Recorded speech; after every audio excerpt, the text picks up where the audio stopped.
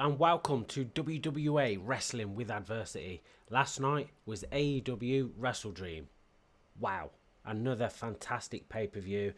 I know people are going to get tribal. I know people get butthurt when one company's doing good and it's not their favourite, and they want to argue about the other company doing crap, and your wrestlers are crap and mine are great, and this company's better and their stories are better. Whatever. It bores the life out of me. What I love is pro wrestling. You know, I don't watch a film and then because somebody else likes a different film go, oh, I hope your company fails and you don't make films anymore, because that's not the sort of film that I want to see. It's mental. It's mental. So, AEW for me at the moment is killing it, and they have been pretty much for the whole 6 years. I know there's ups and downs, peaks and troughs, but they've just been better than WWE, in my opinion, since they started. It's more the wrestling that I was used to when I was growing up. I know people say you've got rose-tinted glasses about the Attitude Era, and when John Cena came about and Randy Orton, there was still boring Raws and SmackDowns and stuff like that. And yeah, you're probably right. But so what? I watch wrestling to be entertained. And every time I put on wrestling, apart from Collision, I have to be honest, Collision can be pretty dreadful. But apart from that, it entertains me, and that's all I'm here for. I'm not here to tear down WWE. WWE is it's what started me into pro wrestling. I love WWE. I want it to do fantastic. I want it to do better. At the moment, it's just not doing what I want it to do. It doesn't entertain me. It's just not great. But that's a whole nother show. Let's talk about WrestleDream. So first off, Brodido. Bit of a negative. I don't know if it's just my opinion, but I'm not really feeling them. I've never really liked those kind of tag teams that are thrown together. Yes, they're entertaining, doing the Macarena and everything. The crowd love it, and I like them individually. It's just a bit of a mix and match, and I'm not a fan. Sometimes it works, don't get me wrong. You look back in history, there is some good ones. They're really entertaining. They can be very funny. But apart from that, it's not really for me. Another quick note on Daniel Garcia and Sammy Guevara. When are they gonna reach that moment, you know? Sammy Guevara's had quite a few chances. He did well, don't get me wrong, he did well when he was with Jericho. Les Ex-Gods as well was great, very funny, but he's just up and down, in and out. I'm not sure what's going on with him. I don't know what's going on behind the scenes. I'm sure there's channels out there that know a lot more than me about what's going on behind the scenes, but yeah, I just wish Sammy could get a bit more momentum. Same with Daniel Garcia. I mean, the guy really tries. He loves pro wrestling. You can really see it. His skills on the mic have really improved. I do think he's better as a heel, but I'm hoping that being in the Death Riders can do something. But I mean, what's going to happen to the Death Riders now? Because secretly I'm hoping that they disband, and then we can get Dean Ambrose back into the Shield one more time. That's just my own little hopes and dreams. And I do love Jon Moxley, don't get me wrong, but I'd just love to see the Shield back together for another run. Yeah, so can Daniel Garcia do something in the Death Riders? I don't know. We'll see. We'll see very soon. FTR and Stokely, killing it as always. How are WWE dropping the ball with these two?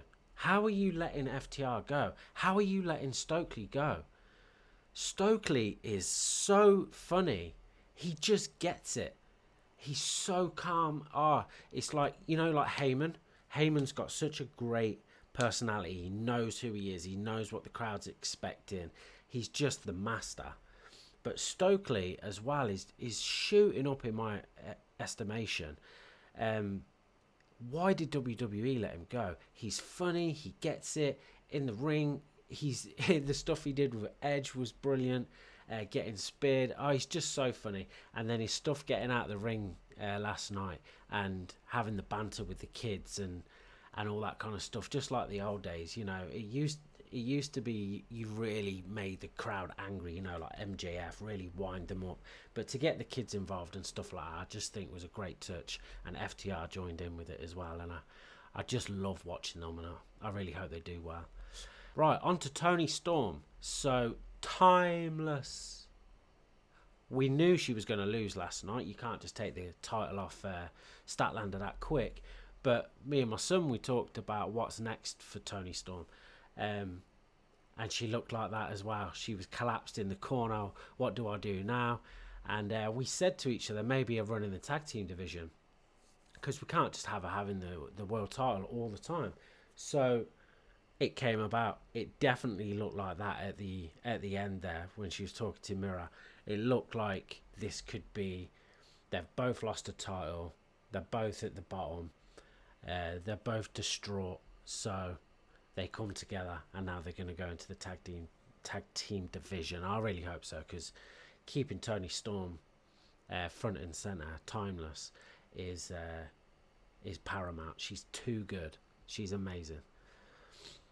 Mercedes Moné then, onto that. Wow, number 11, and I think as I'm checking the camera now, she won the 12th last night. I'm sure I've seen that on my feed this morning. But wow, Mercedes absolutely killing it. Bit up and down, I thought, in WWE. Gave her the title, took it off her. Gave her the title, took it off her. But she has shown what she could do, given the reins to her own career and character. And she's so strong now. Her brand is so strong that she doesn't win titles now for prestige. Companies give her the titles to give their title prestige.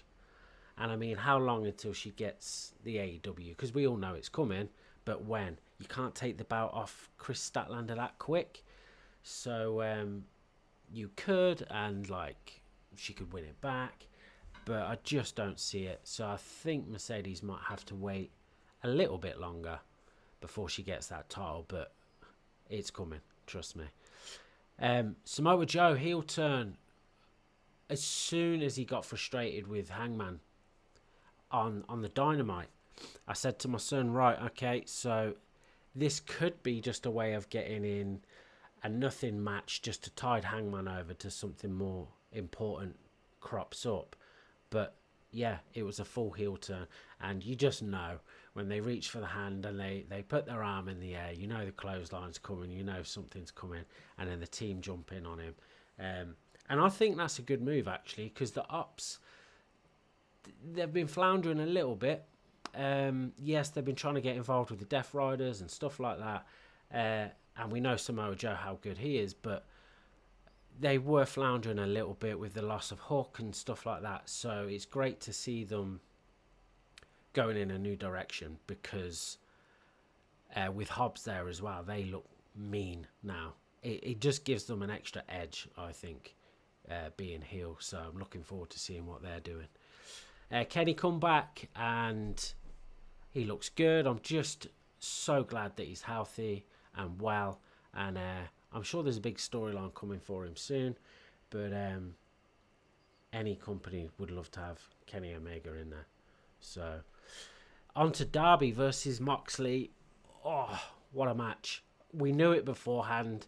We looked at each other, me and my boy, and we were like, right, so where do these two go now? This is the culmination of something huge, and we know they have, both of them are well known for having matches that destroy their bodies. There's blood, there's guts, there's all sorts. I mean, Darby Allin, he's indestructible. Is Darby Allin indestructible? He's got hollow bones or something. The guy's like, he's not human. He's amazing to watch. And I know, I always have this conversation about like watching hardcore wrestling, and you see the smaller companies doing it, and they're dropping through 10 panes of glass onto nails and barbed wire, and it's all a bit too much. But I know lots of people disagree with me, but I think AEW get the blend just right. Sometimes they have like the Texas death matches and stuff a bit too often. You've got to keep it so that like it counts, it matters, it means something. But I think it was warranted, that match last night. Just like the Hangman Just like the Hangman versus... What's his fucking name?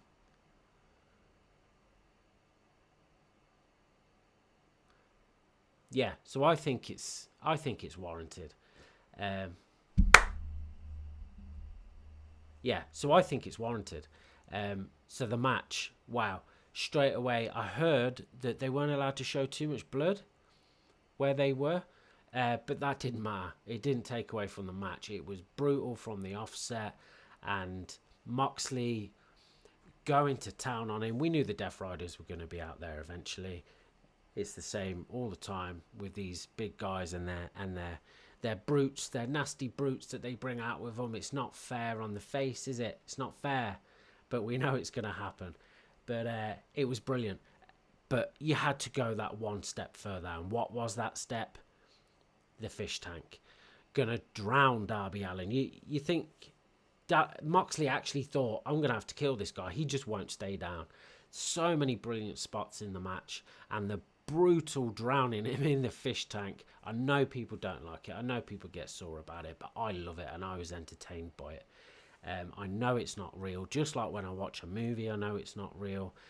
You can say there's stuff about kids out there, but you know, it's the parents' responsibility and stuff like that. And we can get into it, but I thought the match was great. One concern I did have, once the tank was cracked, it did look like there was a huge shard sticking up there on one of the corners, the metal corners, and I was wincing the whole way through, hoping the ref was keeping an eye on everything. Of course he was. But yeah, the return of Sting. Old man Sting. Santa Claus Sting. It was amazing. Come in. At first I thought, oh God, like I wanted to see the black hair and stuff, but it really grew on me, and it made him look kind of more sinister.